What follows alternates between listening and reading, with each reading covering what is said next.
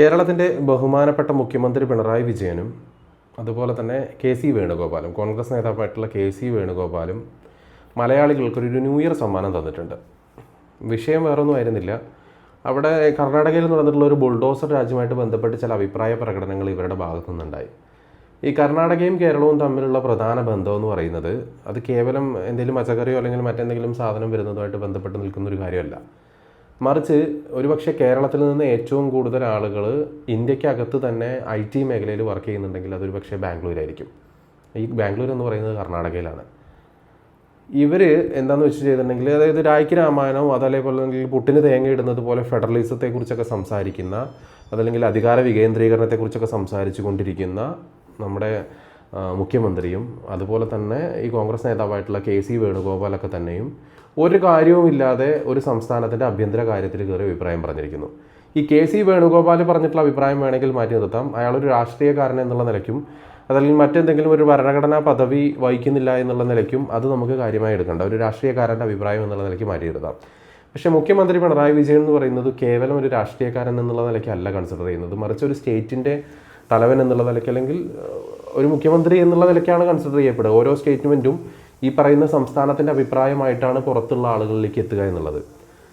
അപ്പോൾ നമുക്കിപ്പോൾ CPM-ന് അത്തരത്തിലൊരു അഭിപ്രായമുണ്ട്. അതായത് അനധികൃതമായിട്ട് കയ്യേറി താമസിക്കുന്ന ആളുകളെ അങ്ങനെ ഒറ്റ രാത്രി കൊണ്ട് ഒഴിപ്പിക്കരുത് എന്ന തരത്തിലൊരു അഭിപ്രായം കമ്മ്യൂണിസ്റ്റ് പാർട്ടി ഓഫ് ഇന്ത്യ മാർക്സിസ്റ്റിനുണ്ട് എന്നുണ്ടെങ്കിൽ അവർക്ക് ആ അഭിപ്രായം പറയാൻ വേണ്ടിയിട്ടാണ് പാർട്ടിയുടെ സെക്രട്ടറിയോ അതല്ലെങ്കിൽ മറ്റ് ചുമതലപ്പെടുത്തിയിട്ടുള്ള വക്താക്കളോ ഉള്ളത്. അവരാണ് ആ വിഷയത്തിൽ അഭിപ്രായം പറയുക. ഒരു മുഖ്യമന്ത്രി എന്നുള്ള നിലയ്ക്ക് ഒരു സ്റ്റേറ്റിനെ റെപ്രസെൻറ്റ് ചെയ്തുകൊണ്ട് അഭിപ്രായം പറയാൻ വേണ്ടിയിട്ട് മുഖ്യമന്ത്രി പിണറായി വിജയൻ ഇത്തരം കാര്യങ്ങൾ ശ്രമിക്കാതിരിക്കുക എന്നുള്ളത് ഒരു ഏറ്റവും കുറഞ്ഞ വിവേകമുള്ള മനുഷ്യൻ ചെയ്യേണ്ടതാണ്. പക്ഷേ എന്തായാലും മുഖ്യമന്ത്രി പിണറായി വിജയൻ ആ കാര്യത്തിലൊരു വീഴ്ച പറ്റി എന്നുള്ളത് തന്നെയാണ്. ഇപ്പോഴത്തെ നിലവിലൊരു സാഹചര്യം വെച്ച് നോക്കുകയാണെന്നുണ്ടെങ്കിൽ ഇത്തരത്തിൽ ഒരു കർണാടക സ്വദേശികളുടെ അല്ലെങ്കിൽ അവരുടെ ഒരു ആഭ്യന്തര വിഷയത്തിൽ കയറി അഭിപ്രായം പറഞ്ഞു എന്നുള്ളതിൻ്റെ പേരിൽ ഒരു എനിമിറ്റി മലയാളികൾക്കിടയിലും കർണാടകക്കാർക്കിടയിലും ഉണ്ടാകുന്നൊരു സാഹചര്യം ഉണ്ടായി. അതിനിടയിലാണ് DK ശിവകുമാർ മലയാളികളുമായിട്ട് ബന്ധപ്പെട്ട എന്തോ ഒരു സ്റ്റേറ്റ്മെൻറ്റ് നടത്തി എന്ന് പറയുന്ന ഒരു സംഗതി ഉണ്ടായി. പിന്നീട് DK ശിവകുമാർ തന്നെ അതിലൊരു ക്ലാരിറ്റിയും കാര്യങ്ങളൊക്കെ കൊടുത്തെങ്കിലും അപ്പോൾ ഇത്തരത്തിൽ ഒരു ആഭ്യന്തര കാര്യത്തിൽ ഇടപെട്ടതിലൂടെയാണ് ഈ പറയുന്ന സംസാരങ്ങളൊക്കെ തന്നെ ഉണ്ടായിട്ടുള്ളത്. സോ മുഖ്യമന്ത്രി ഏറ്റവും കേവലമായിട്ട് അനുശാസിക്കേണ്ട ഒരു കാര്യമാണ് എന്തൊക്കെ വിഷയങ്ങൾ അഭിപ്രായം പറയാം, എന്തൊക്കെ വിഷയങ്ങൾ അഭിപ്രായം പറയാൻ പാടില്ല എന്നുള്ളത്.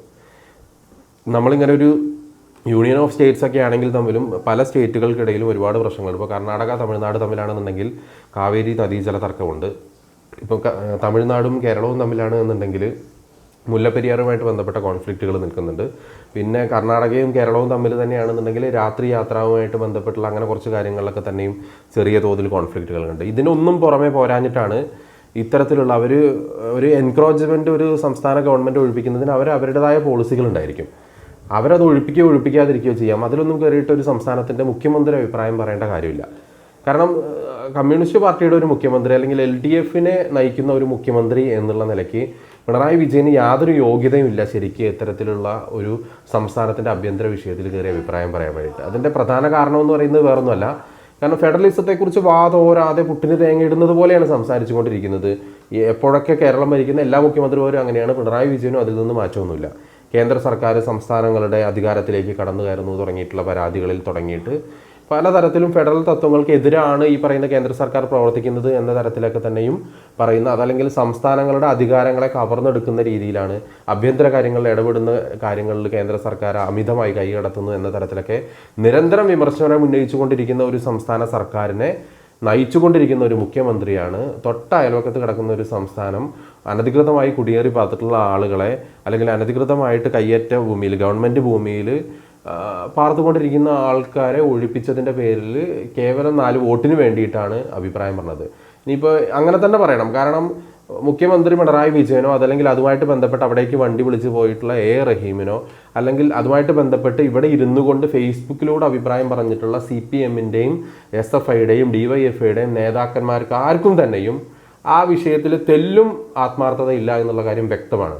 കൃത്യമായിട്ടുള്ള ഒരു ടൂൾ കിറ്റിൻ്റെയും അല്ലെങ്കിൽ ഒരു പ്രൊപ്പഗാൻഡയുടെയും ഭാഗമായിട്ട് അവർ ചാടി പിടിച്ചിട്ടുള്ള വിഷയമാണ് ഈ പറയുന്ന അനധികൃത കയ്യേറ്റവും അല്ലെങ്കിൽ കർണാടകയിൽ ബുൾഡോസർ രാജ്, യോഗി ആദിത്യനാഥിനെ അനുകരിക്കുന്ന സിദ്ധരാമയ്യ, DK ശിവകുമാർ എന്നൊക്കെയുള്ള അവരുടെ ജൽപ്പനങ്ങൾ കേവലം വോട്ടിന് വേണ്ടിയുള്ള ഒരു താളം തുള്ളൽ മാത്രമാണ് എന്നുള്ള കാര്യം 100% ഉറപ്പാണ്.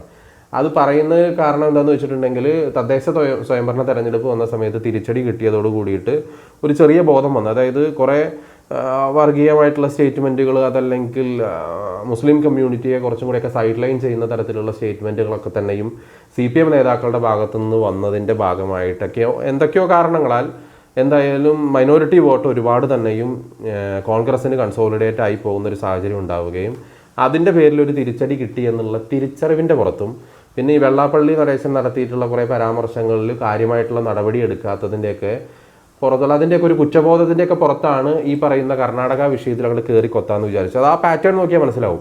ആ വിഷയത്തിൽ പ്രതികരിച്ചിട്ടുള്ള എല്ലാ CPMൻ്റെയും അല്ലെങ്കിൽ കമ്മ്യൂണിസ്റ്റ് പാർട്ടിയുമായിട്ട് അസോസിയേറ്റ് ചെയ്ത് നിൽക്കുന്ന നേതാക്കന്മാരുടെയൊക്കെ പ്രതികരണത്തിനൊരു ടൈമിംഗ് ഉണ്ട്, അതിനൊരു കൃത്യമായിട്ടുള്ള പാറ്റേൺ ഉണ്ട് എന്നുള്ളതാണ്.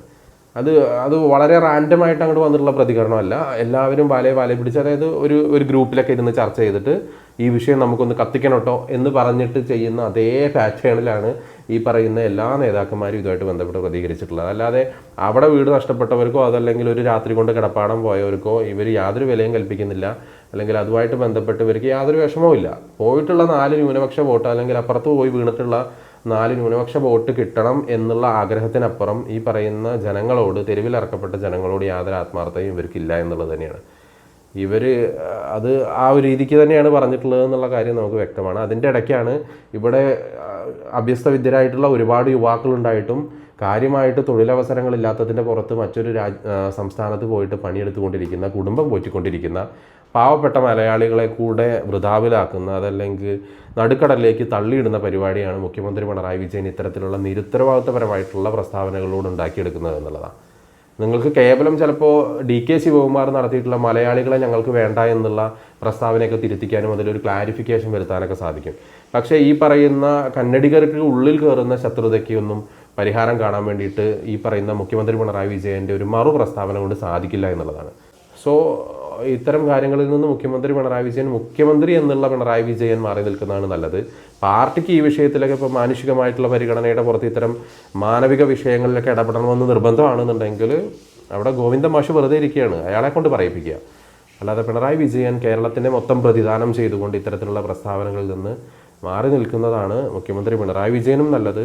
ഈ പറയുന്ന അന്യ സംസ്ഥാനങ്ങളിൽ പോയി കിടന്ന് തൊഴിലെടുത്ത് കുടുംബം പോറ്റുന്ന മലയാളികളെ സംബന്ധിച്ചും അത് തന്നെയാണ് നല്ലത്.